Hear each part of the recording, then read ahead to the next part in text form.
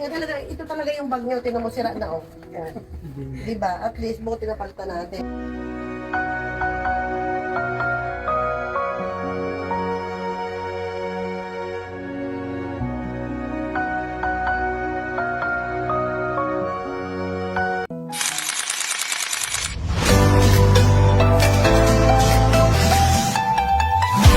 Mapagpalang araw, narito pong muli ang F21 mission sa Barangay Conrason, Bansud.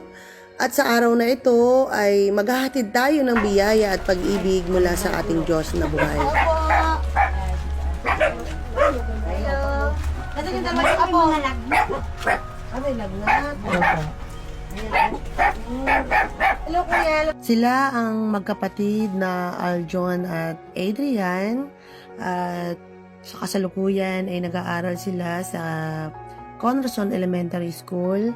Pareho silang nasa ikalawang baitang. Ngunit sa murang edad, iniwan na sila ng kanilang magulang. Sa ngayon, tanging ang kanilang lola na matanda na rin at wala ring trabaho ang kumukupkup at nagsusumika para sa kanilang pang-araw-araw na gastusin. At madalas nga ay kasama rin lagi ang magkapatid sa bukid dahil ang kanilang pangunahing pinagkukunan ay ang pangunguha ng kamuting kahoy o kasaba para ito ay maibenta at makatulong sa kanilang pang-araw-araw na gastusin. Nang dumating nga po ang F21 mission team, ay nadatnan namin na parehong may sakit at nilalagnat ang dalawang bata.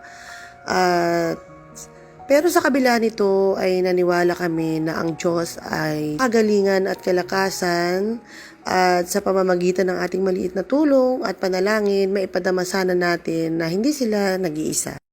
Ngayon, Panginoon, ang aking panalangin sa pagtanggap nila nito ay kasama ang kagalingan ng kanilang lupang katawan. Pagpalain mo po ang mga batang ito, maging sinuwin, Panginoon. Salamat po, Diyos, sapagkat ikaw ang Diyos na makapangyarihan sa lahat. Kahit Panginoon, patuloy ko pong pinasasalamatan ang kapangyarihan nyo, maging sa buhay po ni DC Jane ng misyon ng F21. Panginoon, lalo mong pagtalain ang negosyo nila, ang patuloy na pagpupunyagi at mga taong tumutulong sa F21, Panginoon.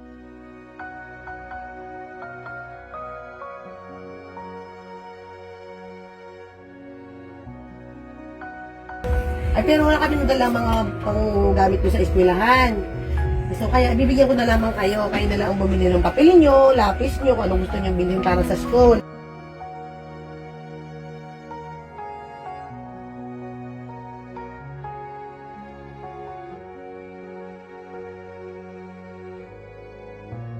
Lahat. Maligo ng pool. Lilibre ko kayo ng pagligo ng pool. Papasundo ko kayo dito, dadaling ko kayo doon para maligo kayo. Tapos iyahatid ulit kayo. Gusto nyo ba? Sa mga susunod, pag wala ka na kayo, magpagaling kayo para makaligo kayo. Ano? Alam nyo ba yung kanilas? Oh, ayun. Sino nagbibigay pa ng baon din sa kanila? Sa Sa milaan. Ako lang din. Kapigay pag may padala din yung aking isang anak na bunso. Ay, pag wala, ito wala. Latis din silang walang bahan po niyan. nilagnat. Ilang araw na kayo may lagnat? May isang linggo mahigit na yan. Masaya ba kayo? Masaya. Ngayon? At ano bang request nyo nung nakaraan? Ang request nila pagkain? Sabi mo, pagkatapos sa school, sabi. Baka ba ganyan? Sabi ko, sige, babalikan ko kayo. Ano, babalikan ko kayo? Siguro, hindi ko lang alam kung kailan. Pupunta ko sa school, pumapasok ko sila. Sasagutin ko na yung baon nyo. Ako ang makikipag-usap sa kantin. So, kung meron silang ibibigay, halimbawa, kung magkano yung ibibigay din niya, magkano baon nila sa isang araw? Ay, isang piso. So, meron kayo 10 piso, araw-araw tayo 10 kayo, kukuha kayo sa kantin. Ako na yung magbabayad doon, so kakausapin ko yung kantin. Bibigay ko yung pangalan ninyo, at yung mga picture ninyo. Bilang isang dating batang dumanas din ng kahirapan, ramdam ko ang kanilang pinagdadaanan sa kanilang inosenteng mundo.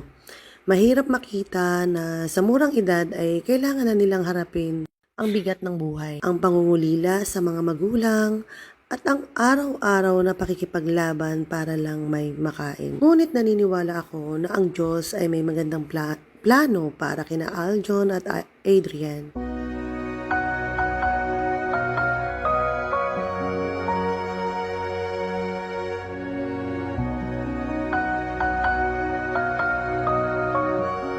Nawa po ay loobin po ni Lord na mapalawak pa ang F21 mission upang marami pa po tayong matulungan na katulad ni Aljon and Aldrian.